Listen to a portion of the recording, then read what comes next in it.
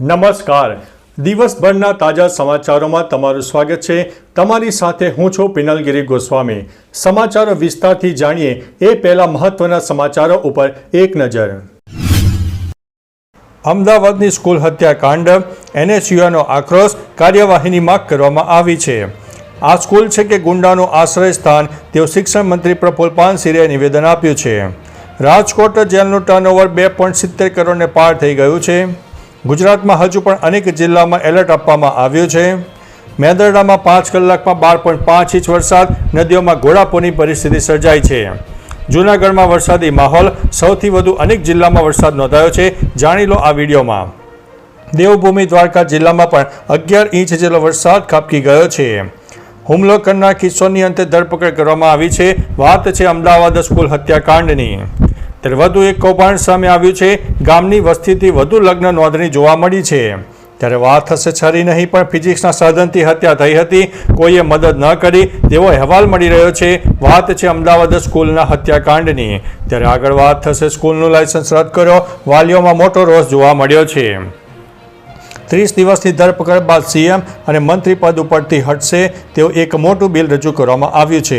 હવે મિત્રો સમાચારો વિસ્તારથી. કેન્દ્ર સરકારે ગઈકાલે લોકસભામાં એક મહત્વપૂર્ણ બિલ રજૂ કરવાનું એક નિવેદન આપ્યું હતું. આ બિલ મુજબ જો કોઈ મુખ્યમંત્રી, વડાપ્રધાન કે મંત્રીને 5 વર્ષ કે તેથી વધુ સજાપાત્ર ગુનામાં સતત 30 દિવસ સુધી ધરપકડ અથવા તો અટકાયત કરવામાં આવે તો તેમને તેમના પદ પરથી દૂર કરી શકાશે.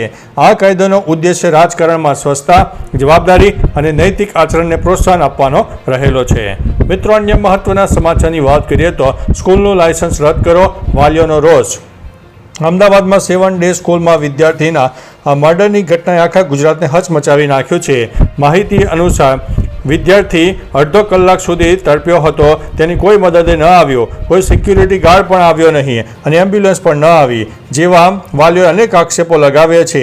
ખાસ કે સ્કૂલમાં વાલીઓએ ભારે નુકસાન પણ પહોંચાડ્યું હતું. હવે વાલીઓએ સ્કૂલનું લાયસન્સ રદ કરવાની માંગ કરી છે અને બીજા વિદ્યાર્થીઓનું ભાવિ શું થશે એ હવે જોવું રહ્યું. મિત્રો, અન્ય મહત્વના સમાચારની વાત કરીએ તો અમદાવાદની 7 ડે સ્કૂલમાં વિદ્યાર્થીની હત્યા મામલે ચોંકાવનારો ખુલાસો થયો છે. એક પ્રત્યક્ષદર્શીના જણાવ્યા મુજબ હુમલો કરનારે છરી નહીં પરંતુ ફિઝિક્સના સાધનનો ઉપયોગ કર્યો હતો. વધુમાં તેમણે જણાવ્યું છે કે ઘાયલ વિદ્યાર્થી સ્કૂલની ઓફિસ પાસે 30 મિનિટ સુધી તડપતો રહ્યો, છતાં ત્યાં હાજર સિક્યુરિટી ગાર્ડ્સ કે શિક્ષકોમાંથી કોઈ પણ મદદે ન આવ્યો. મિત્રો, અન્ય મહત્વના સમાચારની વાત કરીએ તો વધુ એક કૌભાંડ, ગામની વસ્તીથી વધુ લગ્ન નોંધણી. ગુજરાતમાં લગ્ન નોંધણીનું કૌભાંડ ચાલી રહ્યું હોવાનો આપ ધારાસભ્ય ગોપાલ ઇટાલે આક્ષેપ કર્યો છે. તેમણે મુખ્યમંત્રીની રજૂઆત કરતા કહ્યું છે કે પંચમહાલ જિલ્લાના એક ગામની કુલ વસ્તી કરતાં પણ વધુ લગ્ન નોંધાયા છે. તેમણે દાવો કર્યો છે કે તલાટીઓ પૈસા લઈને અન્ય જિલ્લામાં લગ્નોની ખોટી નોંધણી કરી રહ્યા છે. આ કૌભાંડ રોકવા માટે દીકરીઓની લગ્નની કાનૂની ઉંમર 21 વર્ષની કરવાની માંગ કરાઈ છે. મિત્રો, અન્ય મહત્વના સમાચારની વાત કરીએ તો હુમલો કરનાર કિશોરની અંતે ધરપકડ કરવામાં આવી છે. અમદાવાદમાં 7 ડે સ્કૂલમાં વિદ્યાર્થીના હત્યા કેસ મામલે પોલીસે કાર્યવાહી કરતા કિશોરની ધરપકડ કરવામાં આવી છે. ખાસ કે હજી પણ મોટી સંખ્યામાં વાલીઓ ત્યાં હાજર જોવા મળ્યા હતા. મિત્રો, અન્ય મહત્વના સમાચારની વાત કરીએ તો દેવભૂમિ દ્વારકા જિલ્લામાં 11 ઇંચ જેટલો વરસાદ ખાબકી ગયો. ગુજરાતના અનેક જિલ્લામાં છેલ્લા 24 કલાકમાં ભારે વરસાદ થયો. ખાસ કરીને સૌરાષ્ટ્રના દરિયાકાંઠાના વિસ્તારો, દેવભૂમિ દ્વારકામાં રાજ્યમાં સૌથી વધુ 11 ઇંચ વરસાદ પડ્યો. કલ્યાણપુરમાં 10.75 ઇંચ, દ્વારકામાં 6 ઇંચ જેટલો વરસાદ નોંધાયો. પોરબંદરમાં 4 ઇંચ, માંગરોળમાં 3.74 ઇંચ, સૂત્રાપાડામાં 3.35 ઇંચ, જાફરાબાદમાં 3.07 ઇંચ વરસાદ પડ્યો છે. ભારે વરસાદથી લોકોમાં રાહત અને કેટલીક જગ્યાએ મુશ્કેલી પણ ઊભી થઈ છે. મિત્રો, અન્ય મહત્વના સમાચારની વાત કરીએ તો જૂનાગઢમાં વરસાદી માહોલ, સૌથી વધુ અહીં થયો છે વરસાદ. ગઈકાલે સવારે માત્ર 4 કલાકમાં જૂનાગઢ જિલ્લાના મેંદરડામાં સૌથી વધુ વરસાદ પડ્યો. વંથલીમાં 5 ઇંચથી વધુ, કેશોદમાં 4 ઇંચથી વધુ વરસાદ નોંધાયો.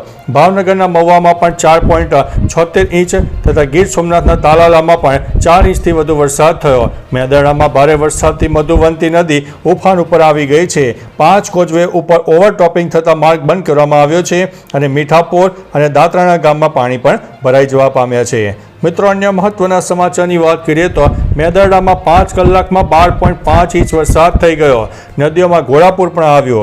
જૂનાગઢ જિલ્લાના મેંદરડામાં માત્ર 5 કલાકમાં 12.5 ઇંચ વરસાદ થયો.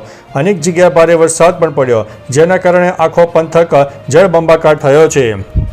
મધુવતી, મેઘલ અને બંદીક્યો નદીમાં ઘોડાપૂર આવ્યા છે. ભારે વરસાદને કારણે 18 રસ્તાઓ અને 6 એસટી રૂટ બંધ કરી દેવામાં આવ્યા છે. નીચાણવાળા વિસ્તારોમાંથી લોકોને સલામત સ્થળે ખસેડવાની કામગીરી ચાલી રહી છે. હજુ પણ વરસાદ ચાલુ રહેતા લોકોની મુશ્કેલીમાં વધારો થયો છે.